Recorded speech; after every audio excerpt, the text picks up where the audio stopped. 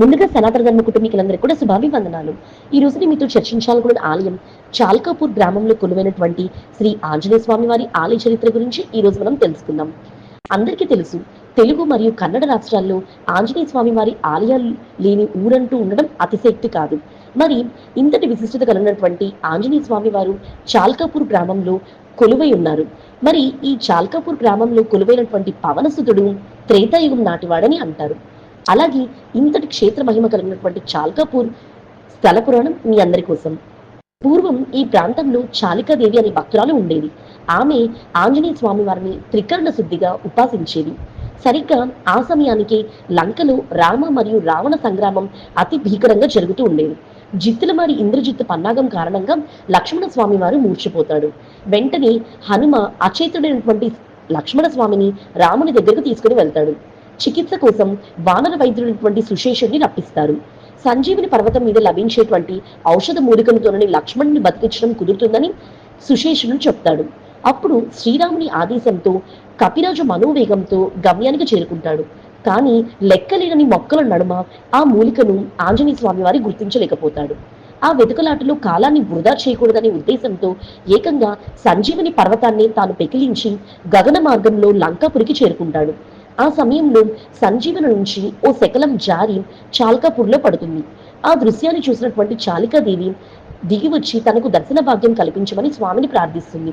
తను రామకార్యం మీద వెళ్తున్నానని, రామ రావణ యుద్ధం తర్వాత తప్పక దర్శనమిస్తానని మాటిస్తాడు. దశకంఠుడి సంహారం ముగిశాక అన్నట్టుగానే కొండ మీద తపస్సు చేసుకున్నటువంటి చాలికాదేవిని ఆంజనేయ స్వామి వారు కటాక్షిస్తారు. ఆమె కోరిక మేరకు ఇక్కడే కొలువు తీరుతారు. ఊళ్ళోనూ వెలిసి గ్రామాన్ని కంటికి రెప్పలా కాపాడమని చాలికాదేవి కోరుకోవడంతో అందుకు స్వామివారు సమ్మతిస్తారు. ఇక్కడ హనుమ ఆత్మరాముడితో పాటు పూజలు అందుకుంటూ ఉన్నారు. చాలికాదేవి వల్లే ఈ గ్రామానికి చాల్కాపూర్ అనే పేరు స్థిరపడిందని ఇక్కడ భక్తులు మనకు చెప్తూ ఉంటారు. ఈ పల్లె వీరశైవ గురువు సిద్ధారూఢ స్వామి జన్మస్థలం కూడా. చాల్కాపూర్కు వచ్చే భక్తులు ముందుగా కొండపైనటువంటి చాలికాదేవి ఆశీలు తీసుకున్నాకే స్వామివారిని దర్శించుకుంటారు. మనందరికీ తెలుసు, ఆలయం పెద్దది అయినా గోపురం మాత్రం చాల్కాపూర్ స్వామి వారికి కనిపించదు. దీనికి ఒక కారణం కలదు. పూర్వం హనుమ ఒక భక్తుడి కలలో కనిపించి తనకొక ఆలయం కట్టించాలని, అయితే ఆ నిర్మాణం ఒక్క రాత్రిలోనే జరిగిపోవాలని షరతు విధిస్తాడు.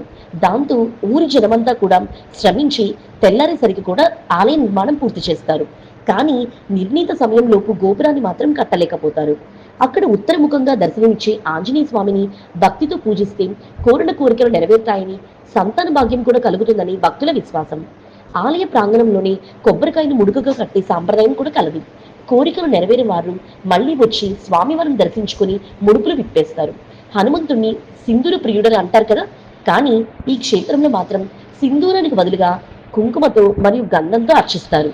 అంజనీపుత్రుణ్ణి త్రికాలాల్లో 3 రూపాల్లో, అంటే ఉదయం బాలుడిగా, మధ్యాహ్నం యువకుడిగా, సాయంత్రం వృద్ధుడిగా అనుసంధానించుకొని ఇక్కడ స్వామి వారికి విశేషంగా పూజలు చేస్తూ ఉంటారు. భక్తుల కళ్ళకు కూడా ఆయన అలాగే కనిపిస్తారంట. చాల్కాపూర్లోని మూలమూర్తికి ప్రాణం ఉంటుందని భక్తుల నమ్మకం. నిజముల కాలంలో రజాకారులు దండెత్తి వచ్చి ఆలయాన్ని ధ్వంసం చేయబోయారు. స్వామివారి విగ్రహాన్ని ముక్కలు చేసేందుకు ప్రయత్నించగా హనుమంతుడి చేతి నుంచి బొటబొటా రక్తం కారిందంట. దీంతో ఆ ముష్కరులు భయపడి పారిపోయారు. మరో సందర్భంలో కూడా శత్రుముఖులు దాడికి తెగబడినప్పుడు కూడా వానర సైన్యం రాళ్లతో వారిని తరిమి కొట్టిందని అంటారు. స్వామివారికి ఇక్కడ నిత్యం కుంకుమ పూజ, అలంకార పూజ, శ్రీగంధ పూజ నిర్వహిస్తారు. దీపావళితో పాటు ధనుర్మాసంలో వచ్చే పౌర్ణమికి ఘనంగా వైభవవేతంగా జాతర నిర్వహిస్తారు. ఆ వేడుకలో పాల్గొనేందుకు నలుమూల నుంచి భక్తులు స్వామివారి ఆలయానికి చేరుకుంటారు. ఈ ఆలయానికి రైలు మార్గంలో వెళ్లాలనుకునే భక్తులు బీదర్ రైల్వే స్టేషన్ లో దిగితే సరిపోతుంది.